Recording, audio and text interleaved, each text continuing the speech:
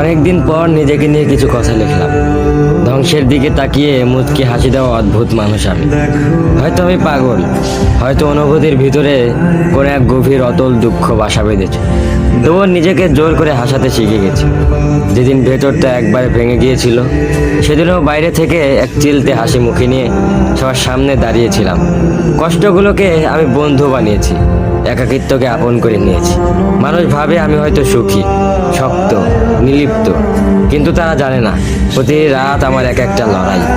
নিজেকে নিজেই বুঝিয়ে রাখি তুই ভালো আছিস, অথচ আমি জানি আমি ভালো নেই। ভেঙে যাচ্ছি প্রতিদিন একটু একটু করে, আর এই ধ্বংস হওয়াটাকে যেন ভালোবেসে ফেলেছি। আমি সেই মানুষ যে হার মানার আগে হাসে, কারণ জানি কান্না দেখিয়ে লাভ নেই।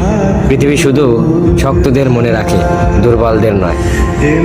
তাই আমি অদ্ভুত, আমি অনুভূতির আগুনে পুড়ে যাওয়া নীরব যোদ্ধা।